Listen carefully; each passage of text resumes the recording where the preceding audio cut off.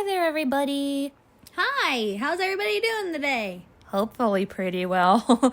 We were trying to think for the last few days about what subject we wanted to tackle for this next video, and it was kind of hard to figure out.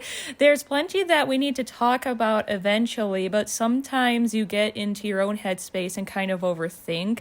So we decided, there's enough serious stuff going on in the world right now. Everyone could use a little bit of a break. So today we're going to have kind of a laid back, just chill, fun video. What's going to happen is I'm going to be asking Kara questions about movies and television, and she's going to answer them to the best of her ability, and then I'll answer after she's done. All right, are you ready for your first question? I am. All right. The first question is, name a movie or TV episode with an original song that gets stuck in your head the most, and why does that one get stuck in your head? That's a hard one. Yeah, it's a hard one. There's usually that one, though, that gets stuck a lot more frequently than others. Definitely Jurassic Park. Really? So for you, it's more a specific soundtrack than an actual song. Yeah, it's more like the background music than anything with a song. But if I would have to say any type of, mostly just a song, whether it was like a musical episode of a TV show or a musical type of movie or something. Like, what song from a TV show or a movie tends to stand out to you the most, get stuck in your head the most, and why do you think it does? I have no idea. That's so surprising because I thought, would be able to answer this question so much easier than other people would be able to. Yeah, okay, so definitely a lot of Disney songs get stuck in my head. Is there a specific one that tends to get there more often?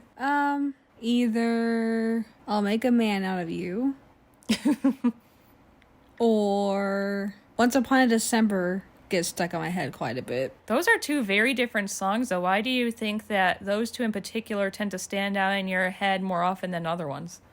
I think it's the instruments. It's the instruments and how the song is played out, because you have very good visuals and you remember those visuals whenever that song is on. So you think that the music got paired extremely well with what you're seeing on screen? Yeah, and for TV shows, I always got anime ones stuck in my head. That makes sense because typically their theme songs are supposed to be something you can play on the radio. Yeah. So I always had either Yu Yu Hakusho song stuck in my head, or Inuyasha, or Kenshin, and Tenchi.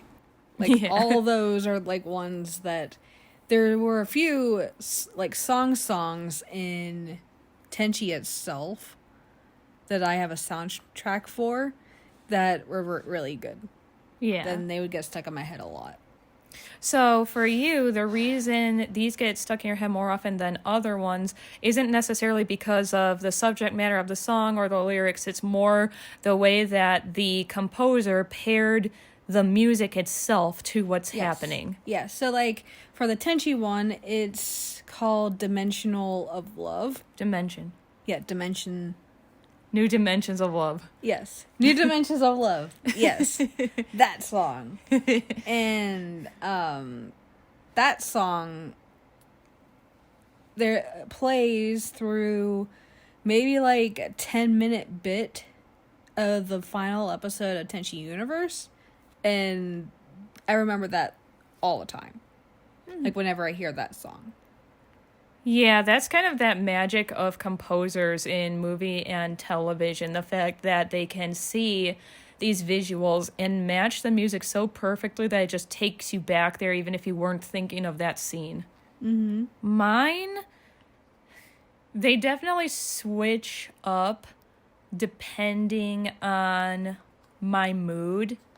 Usually I get Lord of the Rings songs stuck in my head, especially the Even Star one, because that is the first big soundtrack I ever got when I was a kid, because as soon as I saw those movies, that music spoke to me. I'm someone who studied classical music.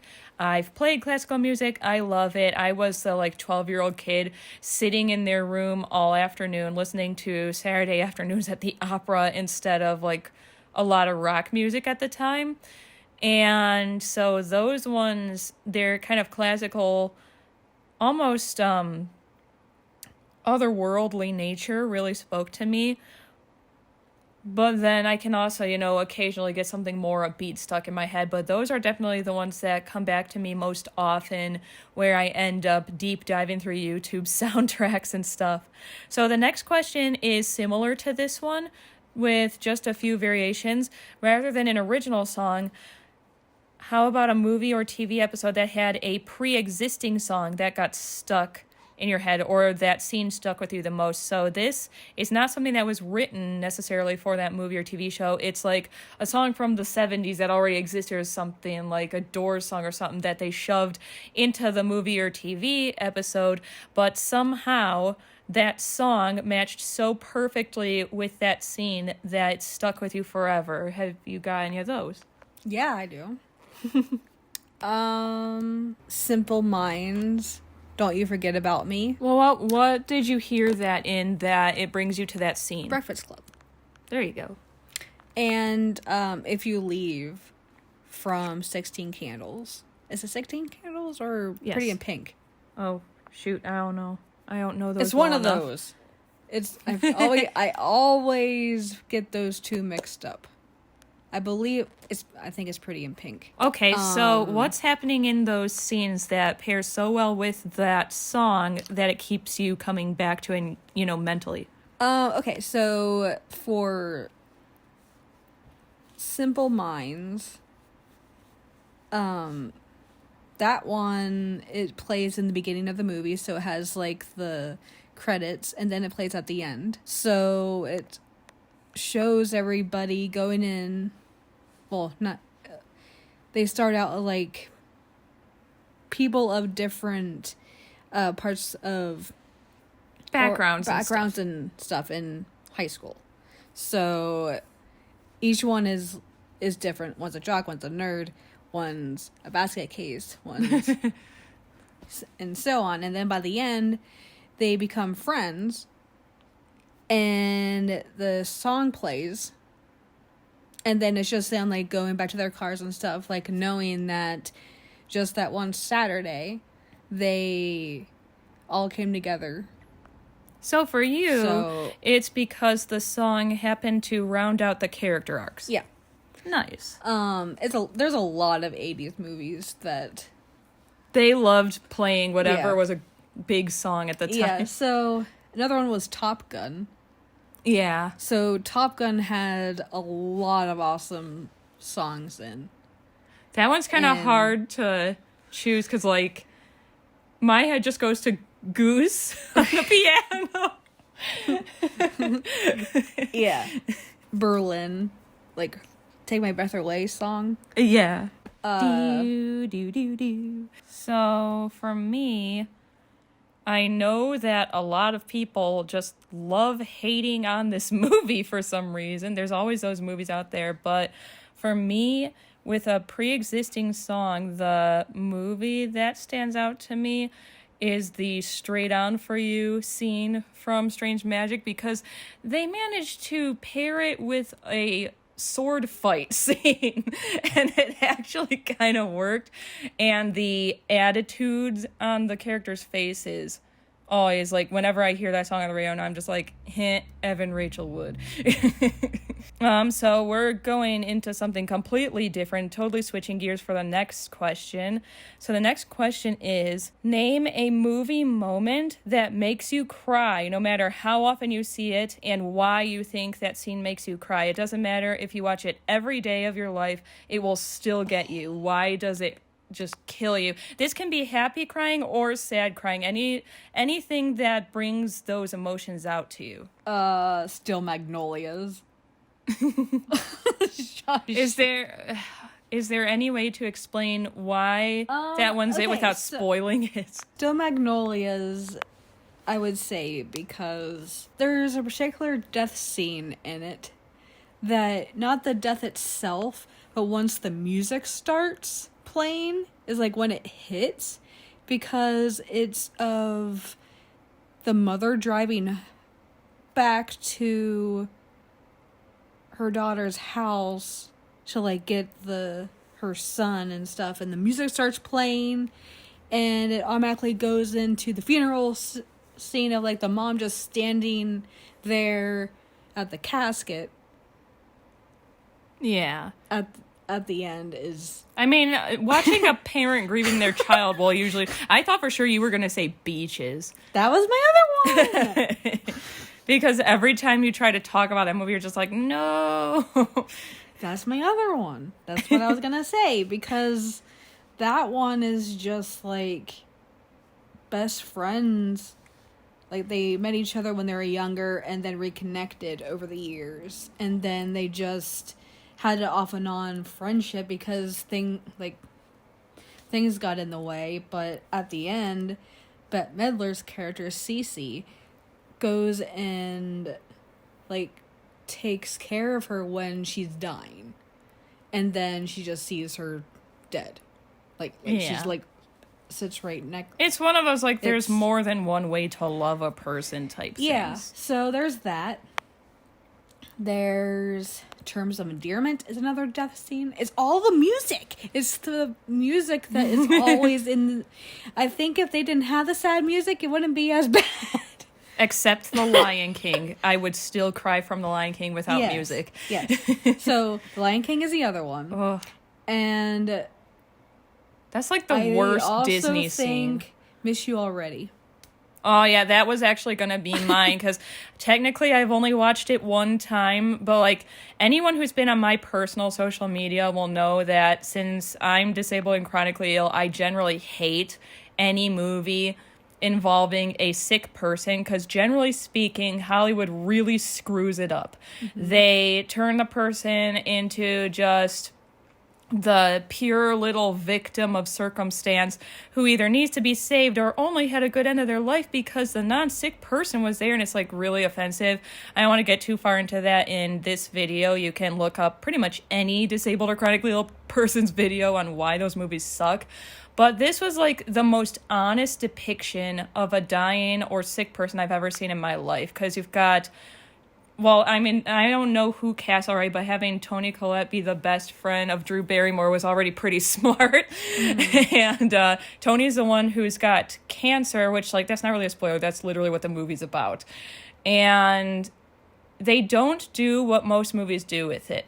They have her show the points where she's just like, oh, yeah, it's fine. It's all good. I'll still have a good life, whatever. And, you know, she's basically fine and having a normal day.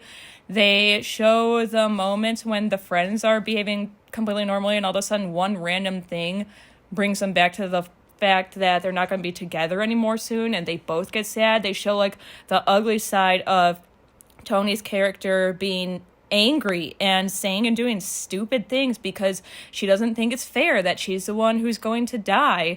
And I'm sure you can tell, since it's an honest depiction, where this is going, but there's two scenes that got me. One was the double mastectomy scene, because she trusts her best friend with, you know, all of that side of her life more than anybody else. And of course the ending killed us.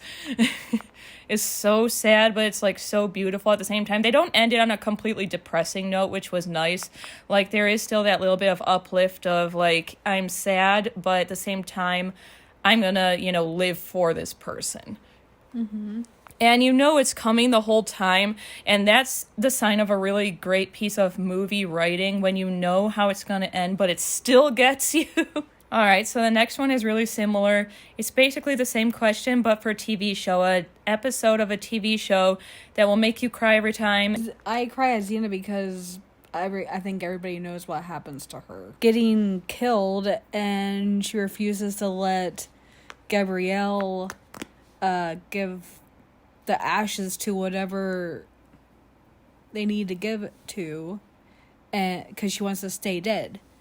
Like her atonement for everything.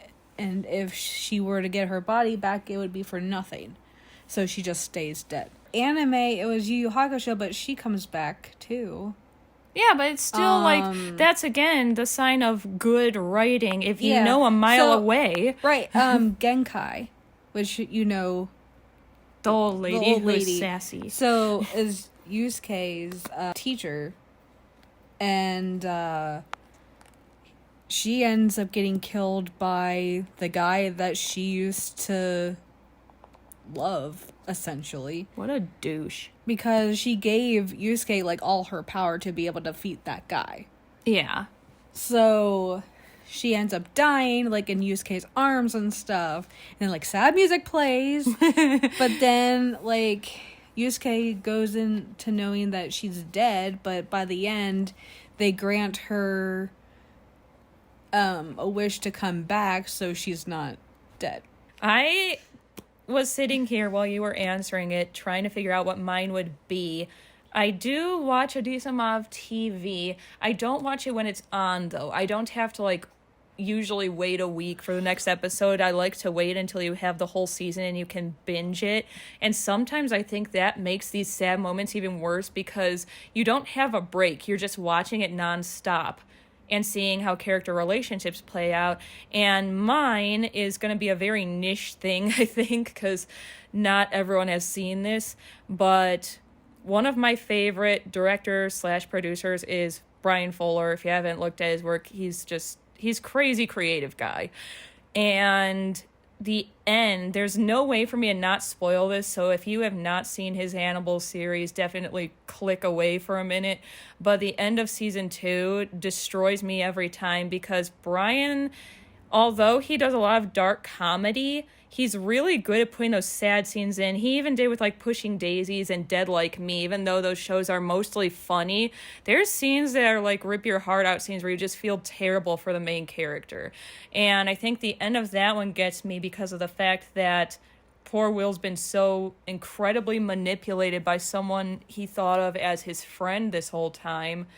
And he basically has to watch pretty much his daughter die in front of him. And it just goes along again with the whole watching basically a parent watch their kid die is just awful, especially at the hands of a crazy cannibal. I don't think anyone would deserve that. But yeah, just the way that he does his visuals, not just his character development, which is always really good in his shows, but also how creative he is. He won't just show a character laying down and dying. It's it always has to have so much symbolism in it.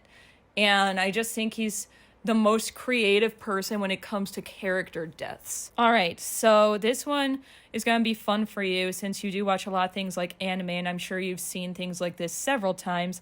It is the number one character you just can't take the redemption arc seriously for. What went wrong in the writing that made you go, there's no way this is dumb? Jaime Lannister. So when you were watching Game of Thrones and Jaime went from being just a complete brown-nosing douchebag the whole first season to being captured, you were just I can't get behind it. I can't believe that someone that bad is kind of making a turnaround. What about him? I don't think he was ever a full good guy, but he kind of went into anti-hero mode. What about his, I guess, semi-redemption just didn't ring true to you? What happened in the writing that made you go, I don't know about this? Because it was the end. The last season, it was just leading up to be this big thing with Brienne. They really tried to push their relationship and stuff, and then it was just oh no, we're just gonna kill that. And then they just made him it was basically after he kind of just lost his hand that he just didn't seem to care anymore. So it's less the fact that he had a redemption arc in the first place to you, and more the fact that the story leads couldn't really decide which side they wanted him on. He would be nice, then he would be mean, then he'd be nice, then he'd be mean, and where do you land? Mm-hmm. So you can't take his redemption arc seriously at the start of the seasons because you know that it doesn't end that way. Yeah. Go final season. I mean, I liked him. I actually liked him and Brienne. Because it seemed like really work. Like, it seemed like her toughness and stuff made him realize things. Did you kind of take his redemption arc seriously for the most part before the last season when he just randomly decided to go back completely? I mean, he always kind of flip-flopped with Cersei. He was always kind of going back, but for the most part, like I said, he kind of went more anti-hero than full-blown hero mode. I'm going to make everyone angry because I'm really sorry, but pretty much every time someone in a Marvel movie has a redemption arc, I can't take it seriously because those movies have gotten to a point where they're basically just clones of one another now. You've seen one, you've seen them all. And then on top of it, most redemption arcs in Marvel movies are very rushed, in my opinion. I don't think they're necessarily earned. It's just, well, we need this character's powers for this particular scene, so they're going to be good, and then tomorrow they'll be bad again. And it's like, all right. I don't like when it's like shoehorned in like that to the extent that you can never take any of them seriously, even if they stay good. That's like less one character and more just an entire franchise. I guess I want to say for Penny Dreadful. Ooh, whose redemption arc? Dorian. I don't know that he necessarily ever went good, though. He just became increasingly useless in the last season. Yeah. But I do know one that you might agree with in terms of Penny Dreadful. Malcolm. First season. That guy was just evil. The worst character. I hated him so much for everything he was doing to Vanessa and using her, letting her get tortured just to, benefit himself and his own personal gains. And then you get to like the middle of season 2 and suddenly it's just like, oh, Vanessa, my daughter. And you're like, shut up, Malcolm. Okay, next question is number one plot twist in a TV show or movie. The Village. Okay, why? Because it started out so good. Like, all the way up to, like, when they started introducing, like, I didn't mind, like, the townspeople were the ones that, like, wanted to keep everybody in, but it was the fact that the creatures never existed. So you wanted it to be a supernatural story. Yeah. So it wasn't the fact that they tried to make it's a cult, basically. Yeah, they tried to make their own village, but it mattered that they weren't real. And I just thought it was good. Like even the cinematography and stuff was like so creepy at times. Like the creatures themselves were creepy. Like that was probably. So for you, it's not necessarily that it was a cult story. Cult, not occult. It's more the fact that the way they wrote the story up until the end scene led you to believe it was going to be supernatural, and then it wasn't. Yeah. I still would have liked to have known if there was still something. Like if they were just kind of like. Would you have liked it better if they showed her in, the modern world at the end, but then, like, right before the end title screen, you see, like, the back of one of the creatures or something, and you're like, oh, no, it's after her! Right. Yeah, because the one that chases her ends up being that dude. I know both of ours. Frickin' Daenerys.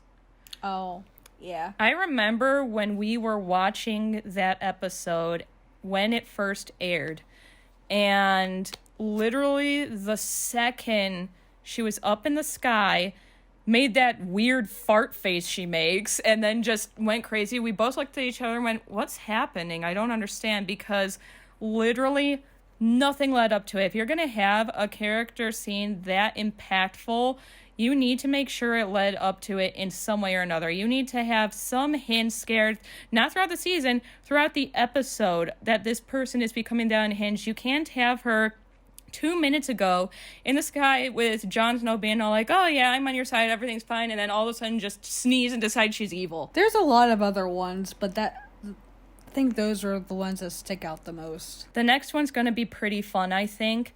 It's something that we don't necessarily consider on a day-to-day basis, but movie writing and the way characters speak are so important, not just to the character's development and the overall story, but for the people watching it. Because let's face it, characters in movies and TV shows are supposed to be people that you can relate to. So the things they say need to really not necessarily like strongly impact, but in some way impact your life in some way or another. So what is the number one TV show or movie quote that comes into your mind most often, and why does it affect your life in the way that it does? One of my favorite lines in anything was from the second Tenchi movie, and it just said, "Imagine darkness and love with the light." What was it about that particular quote that really struck you differently than most other ones you've heard? I think it was because if you love somebody and you started out as like a not very good person, like if you did like kind of like made mistakes and stuff, but you still deserved to be loved by somebody. And I think so it also kind of implies like with just the human race. Yeah, like, so you're kind of saying that it's a sad quote because she was a victim of circumstance. Mm-hmm. For anyone who hasn't seen that movie, she's a victim of circumstance. She became the way she was because of how she was treated by people. Mm-hmm. And people like that could be redeemed if they had a chance to find love, but she doesn't get that chance. Mm-hmm. That's the one that stands out the most to me. Mm-hmm. I'm kind of circling back to something that I mentioned earlier. And when the Lord of the Rings movies came out, I was like really, really young teen. Like I think the first one came out when I was 12 or 13. And at that point in my life, I was going through a lot. I had a serious health problem that was impacting my mental health, and I don't want to get too triggering, but I made some bad mistakes as a result. And one of the problems I was having was that people were so worried that if I was upset about something, I would fall back into that dark place. So as a result, I started trying to train myself to just have no emotions and not react to anything, which was really unhealthy because I was just bottling things up.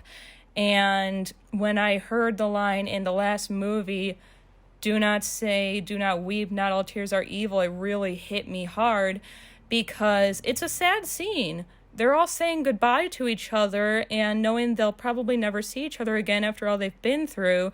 And he's saying, like, it's okay, even though this person is leaving to go to a better place and to no longer be in pain, it's okay for you to be sad. And years later, when one of my best friends passed away, and I did not see it coming, unfortunately, I was basically treated like I wasn't allowed to grieve, because it's selfish to cry over him because he's not suffering anymore.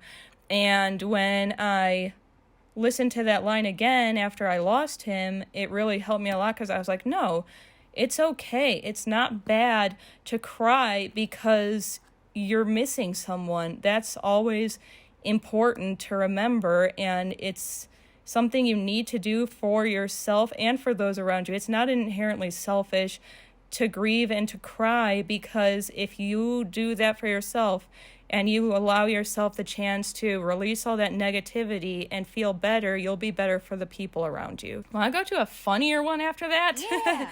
Okay, so number one best character quirk you have ever seen that makes you remember them. Spicoli from Fast Times at Ridgemont High. What is the quirk?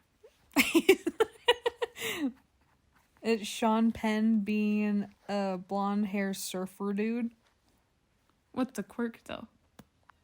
Just him talking like a surfer dude. Oh. Oh my.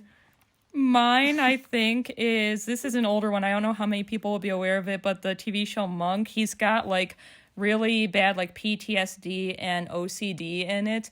And they do a good job balancing the fact that his quirk is like he needs everything so sanitized and clean that he can't even shake hands with you without like putting a glove on and stuff and throwing it away immediately after.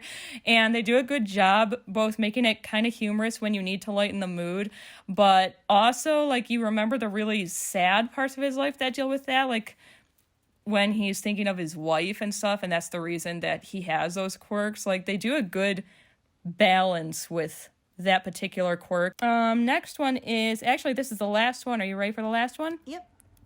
Number one character who is a completely awful person, but you love them anyway because the writing is just so darn good. Ferguson from Wentworth.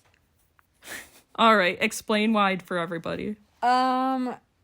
Okay, so she comes in as this like really, really tough She's warden. Warden. And like she's like really, really, really intense, and the prisoners don't really like her, but she ends up doing like these schemes to get some of them killed and stuff, but you end up liking her because she just does such a good job. That also goes for, there's like Shishio from Kenshin. Like he is actually one of the like main icons of that show because he was he was a Kenshin's successor. So after Kenshin wasn't a part of the revolution anymore, he became the next manslayer, and he was burned alive, and he has burns all over his body and is like wrapped in bandages and stuff, and then he becomes like this main antagonist, and he kind of like talks like you want to agree with him. I would say him. I would say Ursula from The Little Mermaid, because she holds up to her bargain, and then everybody's just like, no, I'm not gonna do it, and she's just like, well, I told you you can have this if you did things. Honestly, I even liked Hannibal Lecter for a little bit. Anthony Hopkins is just too darn charming, even though he's just so freaking weird. Like, you can't look away during the end of the movie Hannibal and what he's doing, and you're like, Anthony, stop! Anthony, no! But he's so weird that he makes you, like, uncomfy laugh. But it's also just, like, I prefer him over the Buffalo Bill guy. Mm-hmm. I have the same thing with, like, the TV show, Fuller's TV show, where it's, like, I like some of the side villains, but it's, like, the character Hannibal from the books even, so, like, he's just too weird and intriguing. Mm-hmm. But, you know. Another one for me, my number one, actually, is Lestat from both the good movie, Interview with a Vampire, and from the book series, because he definitely does some messed up stuff even after, you know, if you're one of the people who thinks Louis is an unreliable narrator, Lestat still is the brat prince. He's not a nice guy, but he's so hilarious that I'm just like, I'ma forgive you for that. Well, that was the end of the questions. Hopefully this was a little more lighthearted and fun for everyone to listen to. We had a lot of fun answering these questions. We'd love to see in the comments if any of you want to answer them.